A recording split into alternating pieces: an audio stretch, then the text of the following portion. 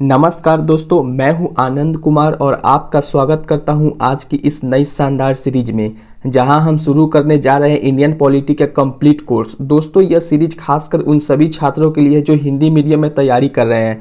जैसे कि अगर बात करें कि किसके लिए, तो जो बिहार दरोगा की तैयारी कर रहे हैं, एसएससी सीएचएसएल की तैयारी कर रहे हैं, एमटीएस की तैयारी कर रहे हैं, यहाँ तक कि अगर आप ग्रुप डी की भी तैयारी कर रहे हैं तो ये भी आपको किसी भी गवर्नमेंट एग्जाम के लिए इतना शानदार रहने वाली। तो इस सीरीज में मैं आपको पॉलिटी के हर एक चैप्टर्स को बेसिक से लेकर के एडवांस लेवल तक का आसान भाषा में समझाने वाला हूँ, ताकि एग्जाम में कोई भी अगर क्वेश्चन आता है तो आप वहाँ पे गलत करके नहीं आए। हमने पिछली क्लास में बात किया था दोस्तों कि पॉलिटी हमारे कॉन्स्टिट्यूशन की बैकबोन होती है और आज से हम इसी बैकबोन को मजबूत करने की शुरुआत कर रहे हैं। तो आज की क्लास सिर्फ पढ़ाई नहीं बल्कि आपकी कॉन्सेप्चुअल जर्नी की शुरुआत भी होने वाली है, जहां हर लेक्चर आपके सिलेबस को एक स्टेप आगे ले जाएगा। और दोस्तों, अगर आपका सपोर्ट ऐसे ही बना रहता है तो मैं वादा करता हूं कि मैं आपको लगातार पूरी सीरीज पॉलिटी से लेकर के जीएस के हर सब्जेक्ट तक, यहां तक कि मैं फ्री ऑफ कॉस्ट और हाई क्वालिटी में प्रोवाइड करवाने वाला हूं। तो चलिए शुरू करते हैं पॉलिटी की क्वालिटी सीरीज को, जहां हम कॉन्स्टिट्यूशन को सिर्फ पढ़ेंगे नहीं बल्कि समझेंगे भी। तो दोस्तों, सबसे पहले बात करते हैं संविधान की, कि ये संविधान ये होती क्या है। तो सबसे पहले अगर मैं बात करूँ संविधान की, तो ये संविधान का अगर मैं बात करूँ तो ये जो संविधान होता है ना, ये सब इसमें ही छुपा हुआ है कि इसका पूरा डिफिनीशन अगर मैं बात करूं तो संविधान का मतलब होता है कि समजोड़ विधान, यानी कि समान किसी के लिए अगर कोई कानून है, नियम है, तो उसी को हम लोग कहते हैं संविधान। अगर बात करूं कि संविधान में आपको क्या क्या पढ़ने पड़ेंगे, तो सबसे पहले मैं आज ये इंट्रो का क्लास है तो मैं आपको बता देता हूं कि सबसे पहले आपको इसमें अनुच्छेद देखने को मिलेंगे। अगर इस अनुच्छेद की बात करें तो संविधान में बहुत सारे ऐसे पोर्शन है जिसमें आपको देखने को मिलेंगे। जैसे कि अनुच्छेद की अगर बात करें तो आपसे टोटल पूछा जाएगा एग्जामिनेशन में कि टोटल कितने अनुच्छेद होते हैं, तो अनुच्छेद की बात करें तो 395 अनुच्छेद होते हैं। वही अगर मैं बात करूं कि अनुसूची कितनी होती है, तो ये अनुच्छेद अलग होता है दोस्तों, और अनुसूची की बात करें तो ये अनुसूची भी अलग होती है। वही मैं बात करूं अनुसूची की, तो ये जो अनुसूची होती है टोटली आपको 12 अनुसूचियां देखने को मिलती है संविधान में।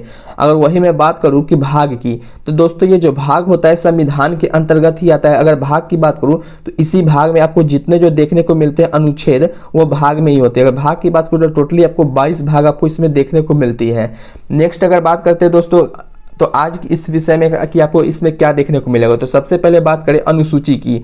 अब ये दोस्तों अनुसूचियां में दोस्तों सबसे पहले मैं बात करूं अनुसूची की, तो अगर टोटल अनुसूची की बात करें तो अनुसूचियां हमारे अभी टोटल वर्तमान में 12 अनुसूचियां देखने को मिलती है। लेकिन अगर बात करें तो ये हमेशा के लिए 12 नहीं थी। पहले अगर बात करें तो पहले हमारे संविधान में 8 अनुसूचियां देखने को मिलती थी, लेकिन अभी वर्तमान में 12 है। लेकिन दोस्तों मैं आपको ये भी लग रहा हो कि मैं ये 8 अनुसूची के बारे में क्यों बता रहा हूँ, लेकिन आपको बेसिक कॉन्सेप्ट देने के लिए आपको ये पता होना चाहिए कि आपको 8 अनुसूचियां पहले थी और अभी वर्तमान में यह 12 अनुसूचियां चल रही है। अगर सबसे पहले अगर बात करें कि अनुसूची में 1 से लेकर के 12 में कितनी कौन कौन से अनुसूचियां होती है, तो सबसे पहले अगर बात करें दोस्तों तो सबसे पहले हमारा जो फर्स्ट वाला अनुसूची होती है उसमें हमारा होता है भारत राज्यों का संघ है। अब दोस्तों ये राज्यों का जो संघ है इसका मतलब क्या होता है, तो राज्यों का संघ का मतलब होता है यूनियन। यूनियन एक ऐसा राज्यों का संघ है, मतलब कि अगर कोई इसमें अगर राज्य अगर अलग से अगर जुड़ जाए या फिर कोई भी देश अगर इसमें जुड़ जाए तो ये कभी भी अलग नहीं हो सकती है। इसी का मतलब होता है यूनियन। यानी कि अगर फर्स्ट की बात करें तो सबसे पहले आपका कहा गया है कि भारत क्या है, तो राज्यों का संघ है। अब देखिए अगर संघ की अगर बात करें तो इसका एक एग्जांपल बहुत ही ज्यादा अच्छा है कि अगर मैं बात करूं तो 16 मई 1975 को, यानी 16 मई 1975 को हमारा जो सिक्किम है, ये सिक्किम को हमें मिलाया गया था इंडिया में, यानी कि ये यूनियन के थ्रू ही आया था। अब चाहे भी सिक्किम तो इस देश से बाहर नहीं निकल कर जा सकता है। इसलिए अगर बात करें तो सिक्किम बहुत ही अच्छा एग्जाम्पल है कि आप लोगों को अभी भी शायद पहले बार पता चल रहा होगा कि सिक्किम क्या हमारे देश का अंग नहीं है। दोस्तों अब हमारे देश का अंग बन चुका है, लेकिन यह पहले सिक्किम हमारे देश का अंग नहीं था, यह यूनियन के थ्रू ही हमारे देश में लाया गया था। अगर दोस्तों मैं बात करूं दूसरी की, तो दूसरी जो हमारी अनुसूचियां हैं और दूसरी हमारी अनुसूची है वेतन, यानी कि सैलरी। अब ये दोस्तों ये वेतन में क्या होता है कि वेतन में जो हमारी होती है ना, ये सभी के जितनी जो पोस्टें हैं उनके लिए सभी के सारे आपको इसमें सैलरी देखने को मिलते हैं, किसके लिए कितनी सैलरी रहती है। सबसे पहले बात करें तो राष्ट्रपति, तो दोस्तों राष्ट्रपति की अगर सैलरी की बात करें ना, तो जो ये राष्ट्रपति होते हैं ना, उनकी सैलरी स्टार्टिंग में आपको 5 लाख रुपए आपको देखने को मिलते हैं। दोस्तों अगर 5 लाख की बात करें तो इसी में आपको एक और आ जाते हैं। अगर बात करें वही उपराष्ट्रपति की, तो ये जो उपराष्ट्रपति होते हैं ना, उनके लिए 4 लाख रुपया सैलरी आपको देखने को मिलती है। कितनी मिलती है? तो 4 लाख सैलरी आपके उपराष्ट्रपति को देखने को मिलती है। वही बात करें लोकसभा अध्यक्ष की, तो आपको सभी के लिए अलग अलग सैलरी देखने को मिलती है। अब दोस्तों मैं बात कर लेता हूं अनुसूची 3 में। दोस्तों ये जो अनुसूचियां 3 है ना, ये जो अनुसूची 3 है, यानी कि अनुसूची 3 में बात करें तो अनुसूची 3 में आपको शपथ के बारे में आपको पूरी जानकारी देखने को मिलेगी। अब ये शपथ क्या होता है? जैसे कि आप सभी लोगों ने कभी ना कभी मूवियाँ देखा होगा या फिर कभी भी देखा होगा कि कोई भी अगर चुनाव में अगर खड़ा होता है या फिर वो जीतता है, तो वहाँ पे आपको क्या होता है, वहाँ पे शपथ दिलवाया जाता है कि हम भारत के लोग, ये भी आपको एक शपथ ही है। जैसे कि अगर मैं बात करूँ तो हम लोगों के लिए जो भारत का जो राष्ट्रीय शपथ है ना, वो भारत मेरा देश है और समस्त भारतीय मेरे भाई बहन है। ये जो शपथ है ना, ये हमारे लिए बहुत ही ज़्यादा इंपॉर्टेंट मायने रखता है, यानी कि समस्त भारतीय मेरे भाई बहन है। ये जो शपथ है, इस तरीके का भी शपथ आपको देखने को मिलता है। लेकिन दोस्तों यहाँ पे ये शपथ नहीं है। जैसे कि मैं बात करूँ तो ये जो बहुत बड़े बड़े जो पद होते हैं, जैसे कि अगर बात करें लोकसभा अध्यक्ष की, राज्यपाल की, सांसद की, तो इन सभी के लिए इसमें इस अनुसूचिया में जगह दी गई है कि किसके लिए क्या शपथ होगा। लेकिन दोस्तों आपको इसमें एक और बात है कि इसमें एक एक्सेप्शन में क्या आता है कि एक्सेप्शन में जो आपका रहता है ना, कि इसमें आपको राष्ट्रपति के लिए इसमें शपथ के इसमें चर्चा नहीं किया गया है। तो आपसे यह क्वेश्चन पूछा जाएगा कि अनुसूची 3 में किस किस शपथ की चर्चा नहीं की गई है। तो आपको ध्यान रखना है कि अनुसूची 3 में राष्ट्रपति की जो शपथ है उसकी चर्चा नहीं की गई है। इसलिए आपको ध्यान से देखनी है कि राष्ट्रपति की चर्चा किस में नहीं की गई है। तो अनुसूची 3 में आपको राष्ट्रपति की जो चर्चाएं हैं उसमें नहीं की गई है। अब दोस्तों बात करते हैं अनुसूची 4 के बारे में। तो दोस्तों ये जो अनुसूची 4 है ना, इस अनुसूची 4 की अगर बात करें तो अनुसूची 4 में हमारा राज्यसभा में सीट की चर्चा की गई है, यानी कि राज्यसभा में कितनी सीटें होंगी इसकी चर्चा पूरी तरीके से किया गया है कि राज्यसभा में सीट कितनी होने वाली है उसकी चर्चा की गई है। यानी कि राज्यसभा में सीट क्या है, तो आपको कमेंट करके बताना है कि अभी वर्तमान में राज्यसभा में कितनी सीटें होती है। नेक्स्ट अगर बात करें तो नेक्स्ट हमारा होता है लोकसभा। लोकसभा में जो है SC ST के लिए इसमें विशेष प्रावधान निकाले गए हैं। जैसे कि अगर मैं बात करूं तो पहले के लोग जो होते थे, लोग में क्या कहें, अगर लोकसभा की अगर बात करें तो उसमें आपको SC ST जो है ना, उनके लिए बहुत ही ज़्यादा विशेष प्रावधान की चर्चाएं की गई है। लोकसभा में SC and ST कैंडिडेट जो होते हैं, SC एंड ST जो कैंडिडेट हैं उनके लिए विशेष प्रावधान, आप सीधे समझ सकते हैं कि विशेष प्रावधान की जो चर्चाएं हैं वो की गई है। अब एक बात करें तो SC एंड ST, ये जो SC ST है ना, इस पे पहले बहुत ही ज़्यादा अत्याचार होते थे। इसलिए हमारे जो पहले संविधान का जो निर्माताएं थे उन्होंने कहा कि SC ST के लिए इसमें एक विशेष प्रावधान ही लगा दिया जाए। नेक्स्ट अगर बात करें तो नेक्स्ट हमारा है 6।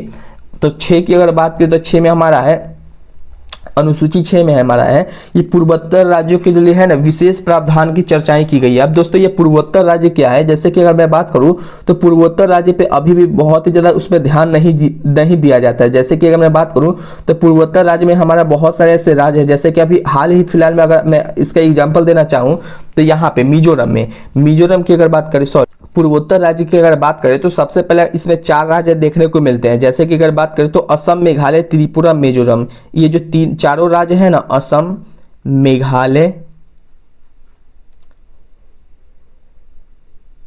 त्रिपुरा, मिजोरम, ये जो आपको चारों जो स्टेट है वहाँ पे आपको इसमें विशेष प्रावधान की चर्चा की गई है, क्योंकि ऐसा देखा जाता है कि जो पूर्वोत्तर राज्य वहाँ पे अभी भी विकास की जो कमियां हैं बहुत ही अच्छे से देखने को मिलती है। इसलिए आपसे अगर पूछा जाएगा कि अनुसूची 1 में, 1 से आपको रिवाइज करवा देता हूँ कि वो अनुसूची 1 में आपको किसकी चर्चा की गई है। तो अनुसूची 1 में भारत राज्यों का संघ है, इसकी चर्चा किया गया है, यानी कि यूनियन है। नेक्स्ट अगर बात करें तो दूसरा में हमारा वेतन है। तीसरा की बात करें तो तीसरा में हमारा शपथ है। एंड फोर्थ में बात करें तो राज्यसभा में सीट है। वही अगर 5 की बात करें तो 5 में हमारा लोकसभा में SC ST के लिए जो विशेष प्रावधान दिए गए थे उनके बारे में चर्चाएं की गई है। 6 की बात करें तो पूर्वोत्तर राज्य के लिए जो मैंने आपको बताया था, पूर्वोत्तर राज्य के लिए इसमें सिर्फ 4 ही के लिए विशेष प्रावधान दिया गया है, जो कि 4 राज्य है उनके लिए एक अलग से इसमें अनुसूचियां बनाई गई है जिसके लिए प्रावधान देने की चर्चाएं की गई है। नेक्स्ट अगर बात करें ना दोस्तों, तो नेक्स्ट हमारा है शक्ति का विभाजन। क्या है दोस्तों?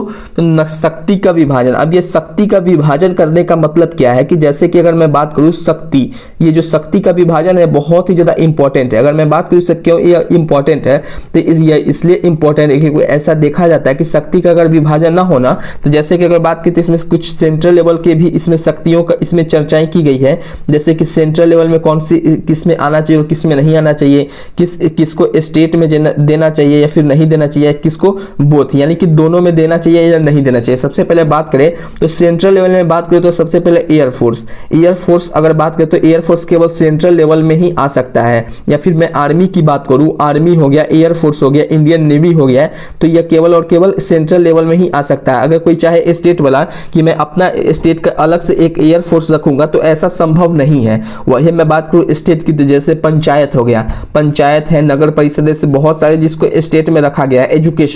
एजुकेशन की अगर बात करें तो दोनों में रखा गया है, क्योंकि ये जो सेंट्रल लेवल का अभी भी देख सकते हैं कि जो सीबीएसई के जो छात्र होते हैं और बिहार बोर्ड के जो छात्र होते हैं उनके लिए आपको इसमें देखने को मिल जाता है कि यह बोथ में इसको रखा गया है।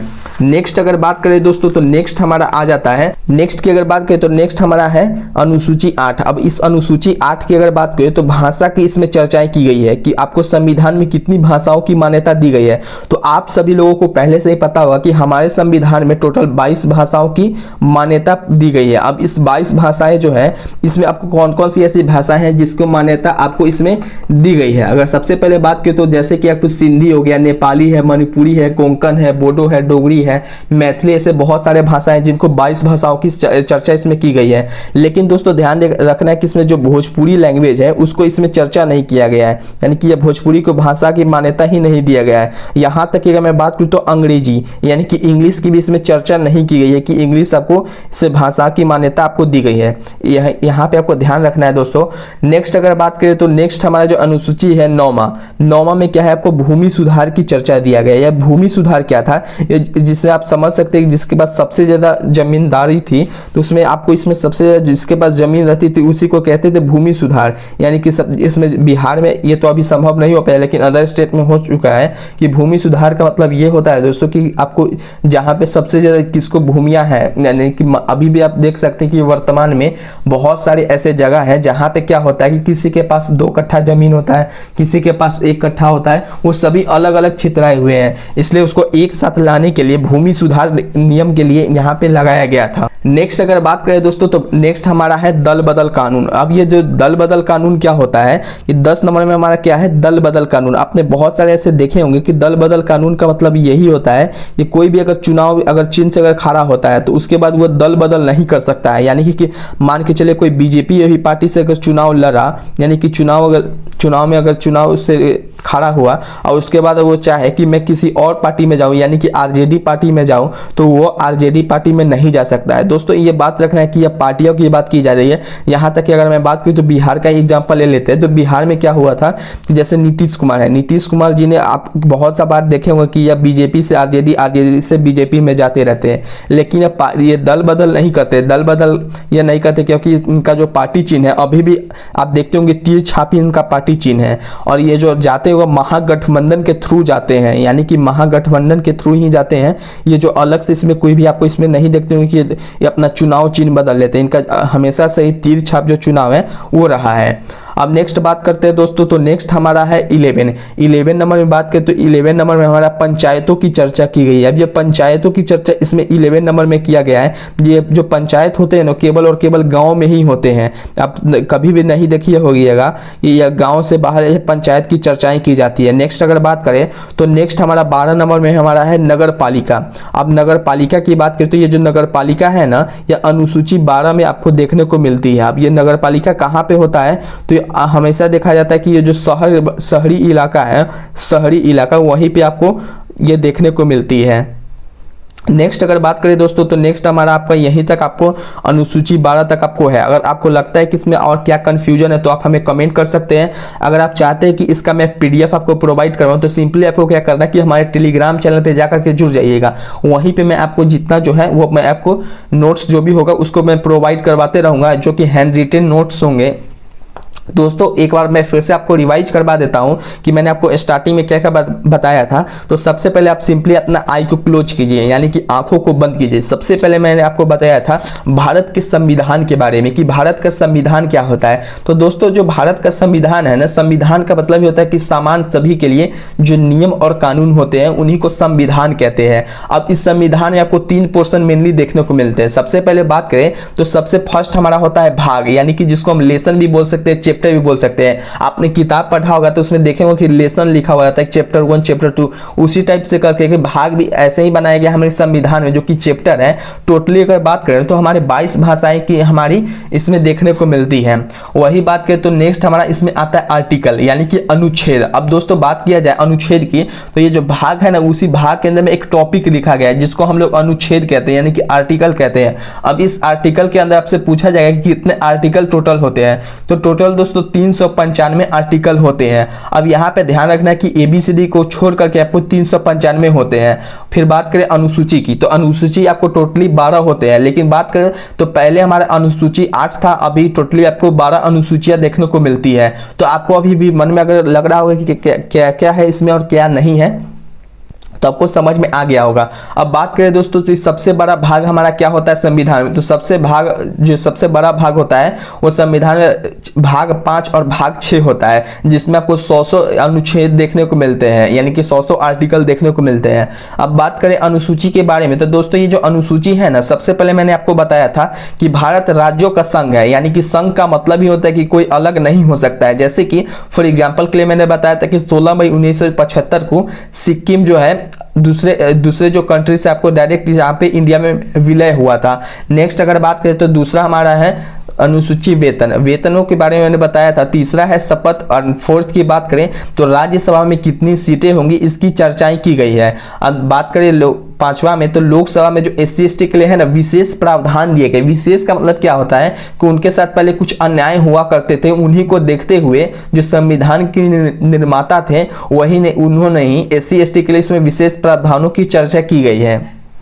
अब बात करें दोस्तों तो नेक्स्ट हमारा अनुसूची 6 के मैंने बारे में बताया था, जैसे कि पूर्वोत्तर राज्य के लिए प्रावधान के बारे में। अब ये पूर्वोत्तर राज्य के लिए सेमी कंडीशन होता है कि उन पर कोई ज्यादा विशेष ध्यान न देने के कारण उनको, जैसे कि मैं बात करूँ कौन कौन से, तो 4 ही अभी तक इसमें ऐड है, असम, मेघालय, त्रिपुरा, मिजोरम। असम, मेघालय, त्रिपुरा, मिजोरम, इनके लिए विशेष प्रावधान के लिए संविधान में चर्चाएं की गई है। नेक्स्ट अगर बात करें तो शक्ति का विभाजन, जो कि 7वां में आता है, अनुसूची 7 में है आपका शक्ति का विभाजन, जिसमें आपको शक्ति किसके पास कितनी शक्तियां होनी चाहिए उसके बारे में कहा गया है। नेक्स्ट अगर बात करें तो अनुसूची 8 में है भाषा के बारे में, जिसमें आपको टोटली 22 भाषाओं की मान्यता अभी दिया गया है। 9वां नंबर बात करें तो भूमि सुधार के बारे में बात किया गया है। 10 की बात करें तो कोई कानून अगर आता है तो उसमें दल बदल, अगर कोई चुनाव चिन्ह अगर चाहता है तो उसमें नहीं बदल सकता है चुनाव जीतने के बाद। यहाँ ध्यान देना दोस्तों कि चुनाव जीतने से पहले इसमें जाकर के मिल सकता है, लेकिन चुनाव जीतने के बाद दल बदल नहीं कर सकता है। 11 में बात करें तो 11 में आपको पंचायत के बारे में बात किया गया है। 12 में नगर पालिका जो होती है ना, उनके ही बारे में आपको देखने को मिलती है कि नगर पालिका में आपको क्या क्या वर्क करने को मिलता है। तो दोस्तों आज हमने पॉलिटी सीरीज की शुरुआत की है, जहां हमने समझा कि इस सब्जेक्ट की जरूरत क्यों है और कैसे इसे आसान तरीके से समझा जा सकता है। याद रखिए दोस्तों, सक्सेस एक दिन में नहीं मिलती है, लेकिन हर दिन थोड़ा थोड़ा सीखने वाला ही आखिर में टॉप रैंकर बनता है। अगर आपको यह क्लास पसंद आई हो तो एक लाइक जरूर करें और कमेंट में लिखिए sir continue the quality series. क्या लिखना है? Continue the quality series. आपका छोटा सा सपोर्ट ही मुझे और मेहनत करने की ताकत देता है। दोस्तों अगर आप चाहते हैं कि मैं हर दिन इसी तरह जीएस के हर टॉपिक को स्टेप बाय स्टेप कंप्लीट करवाऊं तो इस चैनल को आप सिंपली क्या कीजिएगा, सब्सक्राइब कर लेना है। तो दोस्तों मिलते हैं अगले लेक्चर में, जहां हम पॉलिटी का अगला चैप्टर शुरू करेंगे और कॉन्स्टिट्यूशन को और गहराई से समझने का प्रयास करेंगे। जय हिंद दोस्तों, keep learning and keep growing. धन्यवाद दोस्तों, जय हिंद।